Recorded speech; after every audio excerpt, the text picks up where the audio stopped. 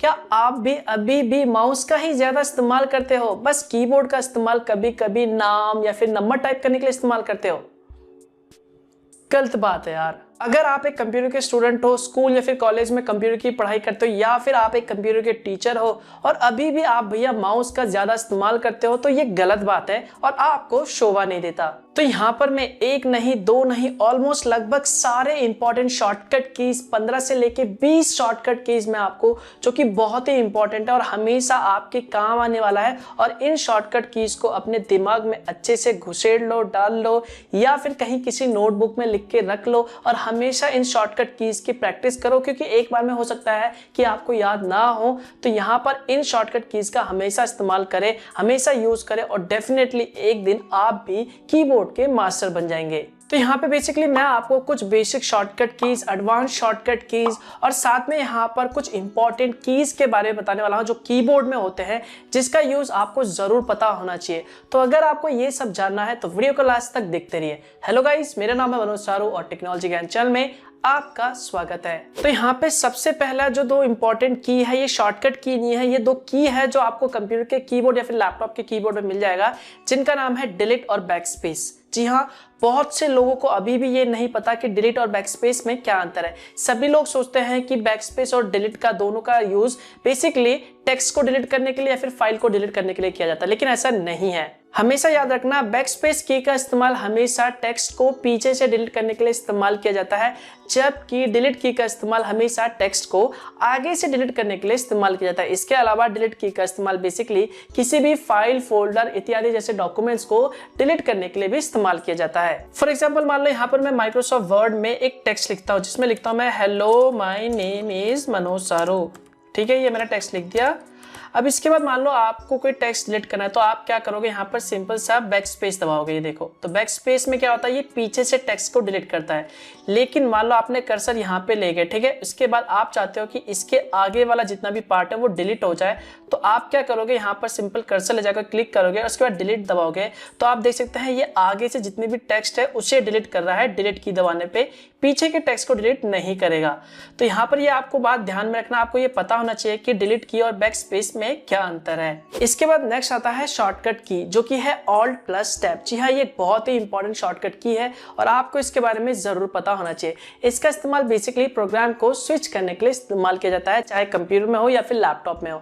तो यहाँ पर मान लो आपके कंप्यूटर या फिर लैपटॉप में आपने कई सारे प्रोग्राम ओपन कर रखे हैं, जैसे क्रोम हो गया, कोई सॉफ्टवेयर ओपन हो गया, या फिर आपने वीडियोस खोल रखा है, फोटोज खोल रखा है। तो यहाँ पर अगर आपको एक प्रोग्राम से दूसरे प्रोग्राम में स्विच करना है, तो यहाँ पर आप ऑल्ट का बटन दबाएं, उसके बाद टैब टैब करें। तो जैसे जैसे आप जिस फाइल को ओपन करना चाहते हो या फिर कह लो जिस प्रोग्राम को ओपन करना चाहते हो, वहां पे जाके टैब को छोड़ दीजिए, जो फाइल है या फिर कह लो प्रोग्राम है वो ओपन हो जाएगा। तो यहाँ पर प्रोग्राम को स्विच करने के लिए हमेशा ऑल्ट प्लस टैब का इस्तेमाल कीजिए। इसके बाद जो नेक्स्ट शॉर्टकट की आता है, जो कि है कंप्यूटर या फिर लैपटॉप को बंद करने के लिए, यानी टर्न ऑफ करने के लिए।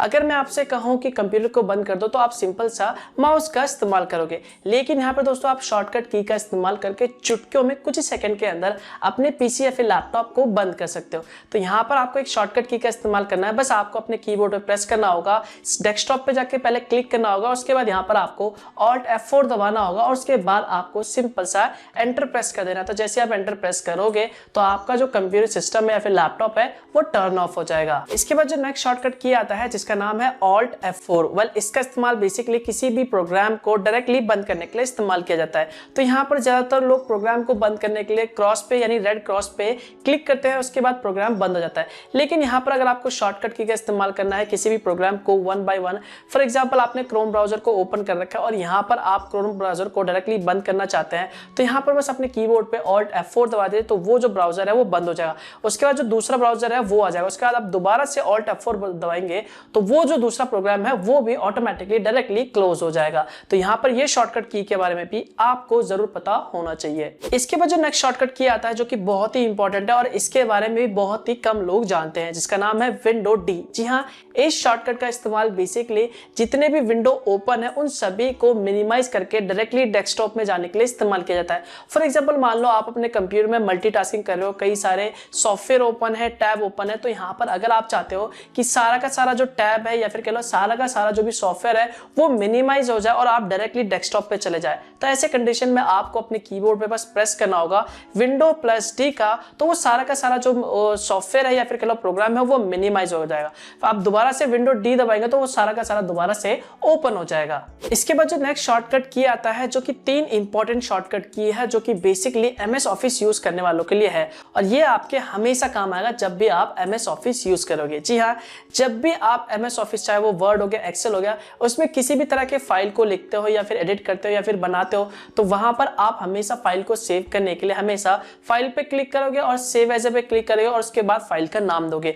लेकिन यहाँ पर अगर आप इसे डायरेक्टली करना चाहते हो तो बस आपको क्या करना होगा, अपने कीबोर्ड पे F12 की प्रेस करना होगा और उसके बाद ये जो फाइल है वो डायरेक्टली सेव एज पे हो जाएगा। उसके बाद जो भी आप नाम देके इसे सेव कर सकते हैं। लेकिन यहाँ पर अगर आप लैपटॉप इस्तेमाल कर रहे हो तो यहाँ पर आपको सबसे पहले फंक्शन की दबा के F12 दबाना होगा।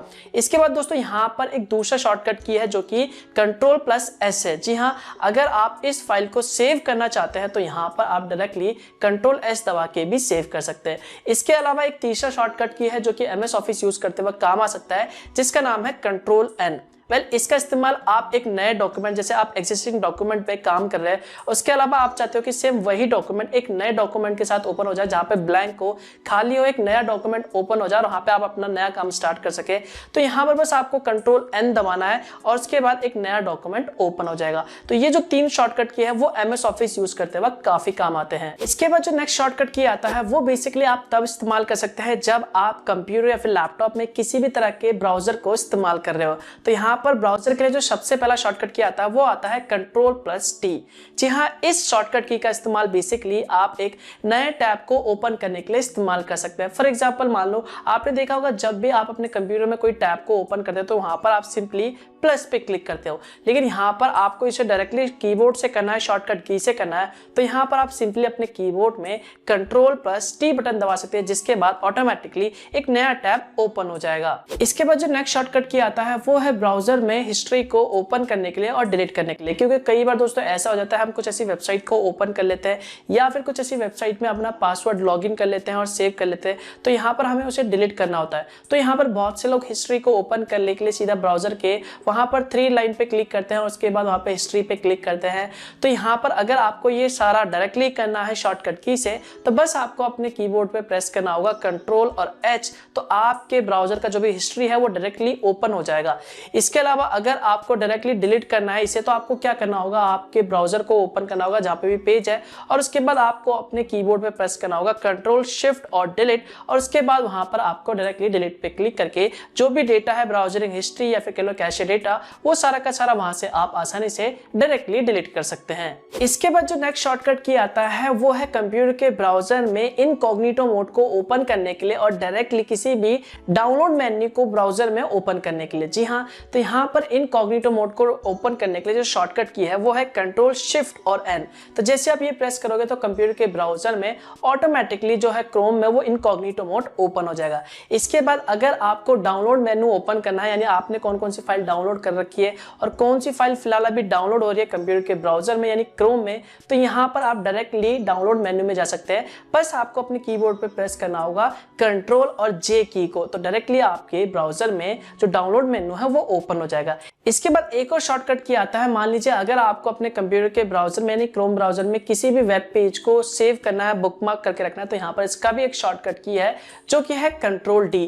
तो जैसे ही आप Ctrl D दबाओगे तो जो वेब पेज है या फिर जो भी URL आपने ओपन कर रखा है वो बुकमार्क हो जाएगा। इसके बाद जो नेक्स्ट शॉर्टकट की आता है जो कि बहुत ही इंपॉर्टेंट है और आपके हमेशा काम आएगा कंप्यूटर के ब्राउजर को इस्तेमाल करते वक्त, जिसका नाम है कंट्रोल और क्लिक और दूसरा है Ctrl Shift और T, जिसमें सबसे पहला जो है वो है कंट्रोल और क्लिक। आपने देखा होगा जब भी आप गूगल पे कोई चीज सर्च करते हो तो यहाँ पर आप किसी लिंक को एक नए टैब में ओपन करने के लिए सिंपली उस पर राइट क्लिक करते हो और ओपन ए न्यू टैब पे क्लिक करते हो तो वो एक नए टैब पे ओपन हो जाता है। तो यहाँ पर आपको हर एक लिंक को ये करने के लिए हर बार आपको राइट क्लिक करना होगा और ओपन ए न्यू टैब पे क्लिक करना होगा। लेकिन यहाँ पर एक शॉर्टकट की है, बस आपको अपने कंप्यूटर के कीबोर्ड में बस कंट्रोल का बटन दबाए रखना है, उसके बाद आप जिस भी लिंक पे क्लिक करेंगे वो ऑटोमेटिकली एक नए टैब पे ओपन हो जाएगा। इसके बाद जो अगला इंपॉर्टेंट शॉर्टकट की था वो था Ctrl Shift और T। वेल ये बहुत ही इंपॉर्टेंट है और आपके हमेशा काम आने वाला है। जी हाँ, आप देखते हैं जब भी अपने कंप्यूटर के ब्राउजर में आपने कई सारे टैब्स को ओपन कर रखा है तो यहाँ पर आप जल्दी जल्दी कई बार क्या करते हो, सारे टैब्स को एक एक करके कंटिन्यूसली बंद करते जाते हो। तो यहाँ पर कई बार एक्सीडेंटली गलती से जो टैब है, जो इंपॉर्टेंट टैब है, वो भी भैया बंद हो जाता है। तो यहाँ पे हमें समझ नहीं आता कि भैया आखिर में जो टैब हमने लास्ट टाइम बंद करा था वो कैसे ओपन करें। इसके अलावा कई बार ऐसा भी हो जाता है कि हम किसी टैब को बंद करना नहीं चाहते लेकिन वो गलती से टैब बंद हो जाता है, क्लोज हो जाता है। अब सोचते हैं कि भैया उसे वापस कैसे लाए। तो यहाँ पर एक शॉर्टकट की है जिसका नाम है कंट्रोल शिफ्ट और टी। तो जैसे आप ये प्रेस करोगे तो जो लास्ट टाइम आपने टैब को क्लोज किया था यानी बंद किया था वो वापस से आ जाएगा, यानी वापस से रीस्टोर हो जाएगा। तो देखा आपने कितना इंपॉर्टेंट शॉर्टकट की है कंट्रोल शिफ्ट और टी। तो इसके लिए तो यार एक लाइक तो बनता है। इसके बाद जो नेक्स्ट इंपॉर्टेंट शॉर्टकट की आता है, जो कि सबसे इंपॉर्टेंट शॉर्टकट की है भैया, अगर आपको इसके बारे में नहीं पता तो इसका मतलब है कि आपको कुछ भी नहीं पता, जिसका नाम है कंट्रोल ऑल्ट और डिलीट। वो ये एक बहुत ही इंपॉर्टेंट शॉर्टकट की है। इसकी मदद से आप टास्क मैनेजर को ओपन कर सकते हो और ये आप तब इस्तेमाल कर सकते हो जब मान लो आपके कंप्यूटर में कोई सॉफ्टवेयर हैंग कर गया या फिर आपका जो पीसी है वो रुक गया या फिर कोई सॉफ्टवेयर काम नहीं कर रहा था, वहीं पे स्टॉप हो गया और आप उससे वो बंद भी नहीं हो रहा। तो यहाँ पर आप क्या कर सकते हो, आप डायरेक्टली अपने कीबोर्ड पे कंट्रोल ऑल्ट और डिलीट की दबा के टास्क मैनेजर पे क्लिक करके उसके बाद वहां पर जो भी सॉफ्टवेयर हैंग करा उस पर राइट क्लिक करके वहां पर सिंपल सा उस प्रोग्राम को एंड करके वहां पे क्लोज कर सकते हो। तो भैया यहाँ पर इस शॉर्टकट की के बारे में आपको जरूर पता होना चाहिए। तो ये कंट्रोल और डिलीट के लिए वीडियो को लाइक जरूर कर देना। इसके बाद जो नेक्स्ट शॉर्टकट की आता है ये भी बहुत ही इंपॉर्टेंट है और आपके हमेशा काम आएगा, जिसका नाम है कंट्रोल जेड और control Y. Basically control Z को अंडू कहते हैं और कंट्रोल वाई को रीडू कहते हैं। इनका इस्तेमाल बेसिकली तब किया जाता है, मान लीजिए आपने किसी फाइल को एक्सीडेंटली डिलीट कर दिया है, किसी टेक्स्ट को गलती से डिलीट कर दिया, आप उसी वक्त उसी फाइल को वापस लाना चाहते हैं। जो भी आपने एक्शन परफॉर्म किया उसे आप अंडू करना चाहते हैं, यानी उल्टा जहां पे थे आप जिस स्टेज में तक वापस वहीं पे जाना चाहते हैं। तो यहाँ पर बेसिकली आप कंट्रोल जेड दबा के अंडू कर सकते हैं। इसके अलावा अगर आपको दोबारा उसी स्टेज में जाना है, इसी का रिवर्स करना है, तो बेसिकली यहाँ पर आप कंट्रोल वाई शॉर्टकट की प्रेस करके रीडू कर सकते हैं। फॉर एग्जाम्पल मान लो यहाँ पर आपसे गलती से एक्सीडेंटली ये जो फाइल है वो डिलीट हो गया, ठीक है। अब आप क्या चाहते हो, ये फोल्डर दोबारा आप चाहते हो, यानी जो भी आपने एक्शन परफॉर्म करा उसे आप हटा के दोबारा जैसा था वैसे ही करना चाहते हो। तो बस आपको अपने कीबोर्ड पे कंट्रोल जेड प्रेस करोगे तो ये जो फोल्डर आपने डिलीट करा था वो वापस दोबारा से आ जाएगा। इसके बाद अगर आप चाहते हो कि ये दोबारा से रीडू हो जाए, यानी जैसा पहले आपने परफॉर्म किया था एक्शन वो वापस हो जाए, तो यहाँ पर कंट्रोल आप वाई दबाओगे तो दोबारा से डिलीट हो जाएगा। इसके बाद जो नेक्स्ट शॉर्टकट किया आता है बेसिकली किसी भी टेक्स्ट को सिलेक्ट करने के लिए इस्तेमाल किया जाता है बिना माउस के। जी हाँ, अगर आपको किसी भी टेक्स्ट को सिलेक्ट करना है तो यहाँ पर एक शॉर्टकट की है जिसका नाम है शिफ्ट और एरो का बटन। तो जैसे आप शिफ्ट और एरो का बटन दबाएंगे उसके बाद आप जिस भी पोर्शन को सिलेक्ट करना चाहते हैं या फिर कह लो जिस भी टेक्स्ट को सिलेक्ट करना चाहते हैं वहां पर आप ये सिलेक्ट कर सकते हैं। फॉर एग्जाम्पल देख लो यहाँ पर ये वर्ड खुला पड़ा है और यहाँ पर ये कुछ टेक्स्ट लिखा हुआ है। अब आपको क्या करना है, किसी टेक्स्ट को सिलेक्ट करना है। तो यहाँ पर आप बेसिकली एक और ऑप्शन इस्तेमाल कर सकते हैं कि आप सिंपल माउस का इस्तेमाल कर सकते हैं टेक्स्ट को सिलेक्ट करने के लिए। लेकिन यहाँ पर अगर आप कीबोर्ड का इस्तेमाल करना चाहते हैं तो बस आपको क्या करना होगा, जहाँ से भी टेक्स्ट को सिलेक्ट करना है वहाँ पर एक बार क्लिक कर लीजिए। उसके बाद अपने कीबोर्ड पे बेसिकली सिंपली शिफ्ट का बटन दबाइए और उसके बाद यहाँ पर एरो का इस्तेमाल करके ऊपर नीचे वाला जो भी है यहाँ पर उसे आप आगे की तरफ बढ़ा के सिंपली टेक्स्ट को सिलेक्ट कर सकते हैं। इसके बाद जो दूसरा शॉर्टकट की था जिसका नाम था कंट्रोल ए, अगर आप ये पूरे के पूरे टेक्स्ट को एक साथ जितने भी टेक्स्ट लिखे हुए हैं सब कुछ सिलेक्ट करना चाहते हैं तो कीबोर्ड पे ए दबाएंगे तो सारा का सारा जो टेक्स्ट है वो एक साथ सिलेक्ट हो जाएगा।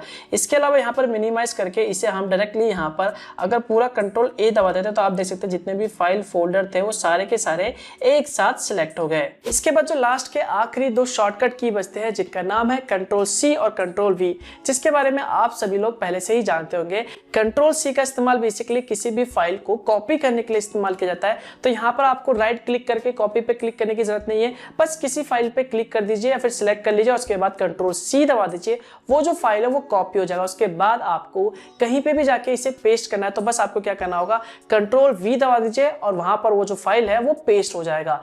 तो ये तो कुछ इंपॉर्टेंट शॉर्टकट की।